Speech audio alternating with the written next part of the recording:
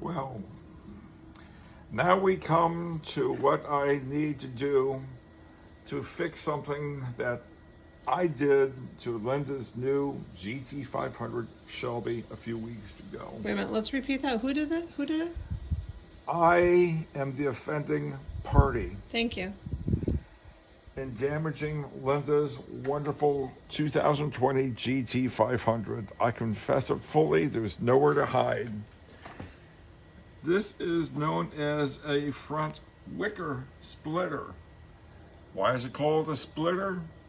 Well, I used to think it's because it was supposed to split the air and provide downforce on the left or right side of the vehicle. This is part of the handling package for GT500.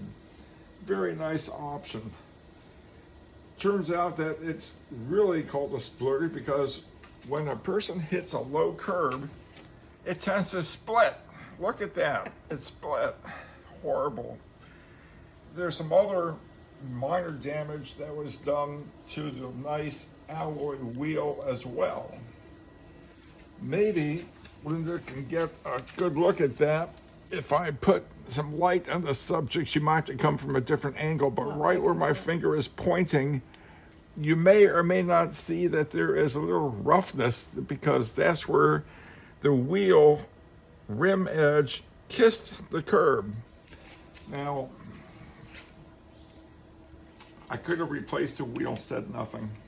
I don't know how much these things are. My guess is retail at least $1,500 a piece, maybe $800, doesn't matter.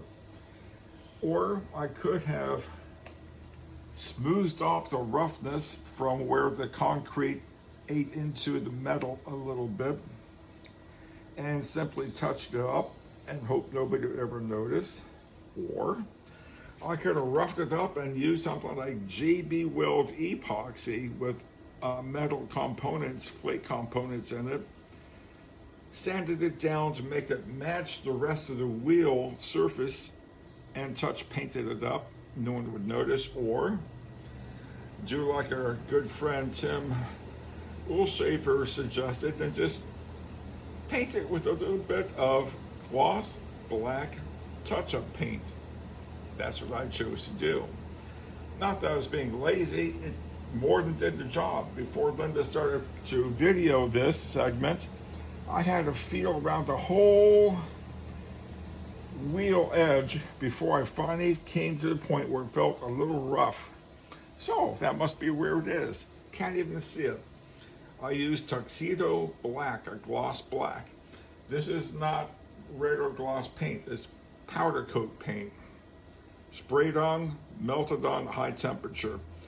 Can't really duplicate that inside a garage, but more than sufficient. Anyway, back to the wicker splitter. This is held on by a couple of bolts that have a Torx head.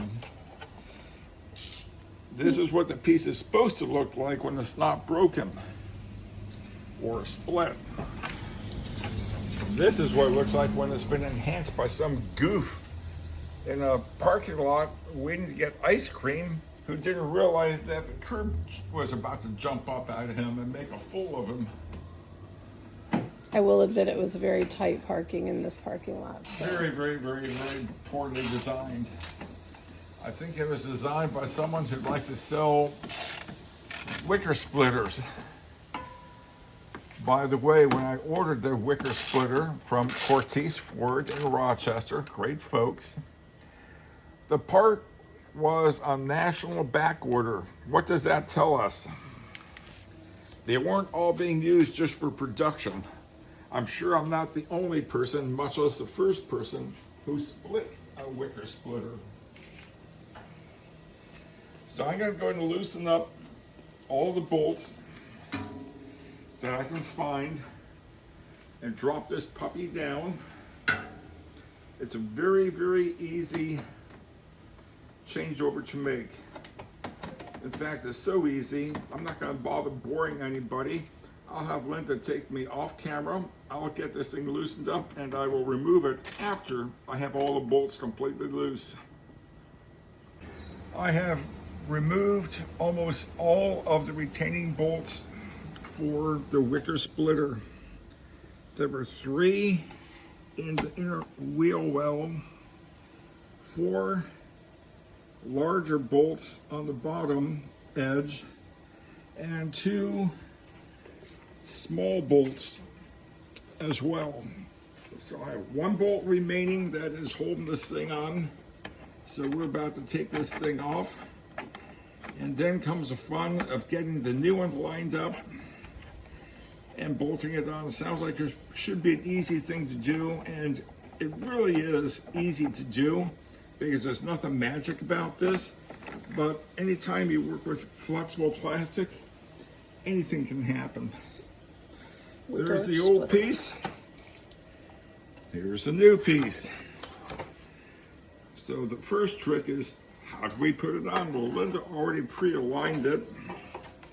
So now I'm going to attempt to get this lined up the way it needs to be to put it in place with the bolts in the back. Hopefully I can find the little bolt holes. I'm flying blind because I don't have a flashlight. I've only got 2 hands. So I'm kind of pre-lining this a little bit, thinking if I can just get one of these things started, the rest should fall into place. Okay, I think I got the top one. We'll see if it threads. Yes, it is threading. I'm only going to put it in a couple of screw turns initially, because I know I had to move this thing around a little bit as we're putting it together.